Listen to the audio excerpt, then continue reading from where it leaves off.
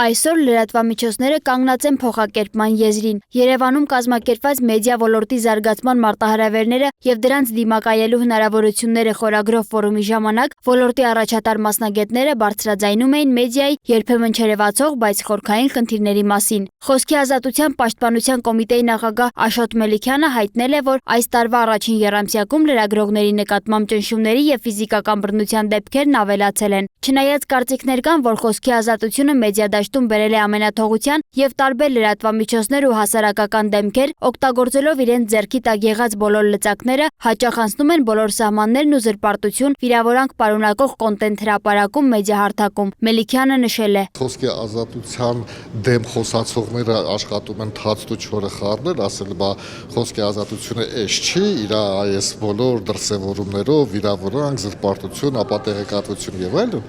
բայց խոսքի ազատությունը հենց ենթադրում է պատասխանատու խոսք եւ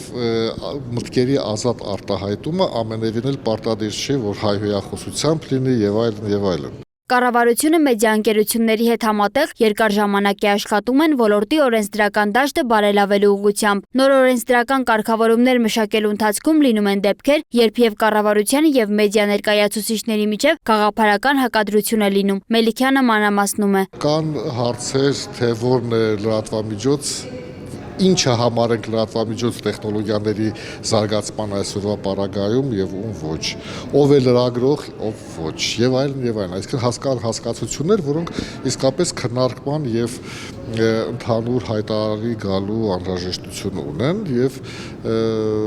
փաստորեն դրա շուրջ իհարկե կան տարբեր կարծիքներ, դեռ քննարկման փուլում է, ես կարծում եմ, որ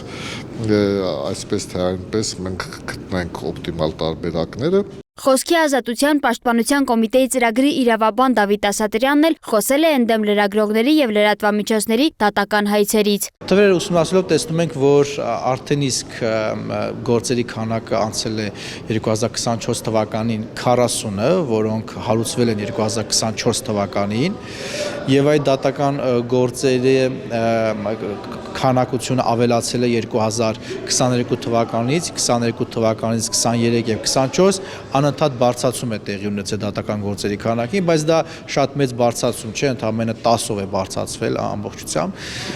Հետևաբար միտում, որ դատական գործերում մեծ քանակության դատական գործեր են հարուցվել, չեն կարող ասել։ Ըստ նրա դատական գործերի քանակն առաջին հերթին պայմանավորված է արտադատական մեխանիզմների բացակայությամբ։ Երկրորդը խոսում է նրա մասին, որ արկա է լրագրողների եւ լրատվամիջոցների կողմից հրապարակված նյութերում վեճ այն անձանց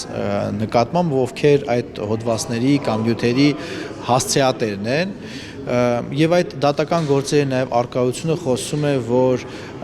դեռևս չի կայացել այնպիսի մի մշակույթ, որտեղ անձինք, ովքեր իրավունքը խախտված անձի եւ ենթադրյալ իրավունքը խախտող անձի միջև կարող են արտադատական կարգով, թեկուզ եւ առանց որևէ մարմնի միջնորդի կարողանան իրենք երկուսով իրենց խնդիրները լուծել։ Երևանի մամուլի ակումբի պատվավոր նախագահ Բորիս Նավասարդյանը ներկայացրել է լրատվամիջոցների արդի խնդիրները։ Ըստ նրա, հիմնական խնդիրը կարծում եմ ավելի ընդհանուր է, քան առանձին լրագրողի, առանձին լրատվամիջոցների դժվարությունները, եւ այդ խնդիրը կայանում է նրանում, որ մեզ մոտ շատ են նախաձեռնությունները մեդիա ոլորտում եւ օրենսդրական եւ քաղաքականության մշակման առումով, որոնք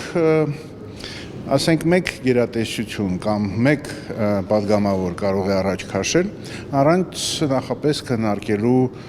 հետաքրված այլ մարդկանց հետ եւ ստացվում է, որ սովորաբար դրդապատճառը լինում է ինչ-որ նեղ փոքր մասնավոր խնդրի լուծում, բայց դա բերում է իրավիճակային լուծումների։ Նա նաեւ անդրադարձել է խոսքի ազատությանը եւ նշել, որ այստեղ եւս կան մարտահրավերներ, սակայն Հայաստանում ես կարծում եմ հենց անկախության առաջին տարիներից խոսքի ազատությունը որպես արժեք գոնե տեսական մակարդակով ընդունվել է եւ քաղաքական վերնախավի կողմից եւ հասարակության կողմից։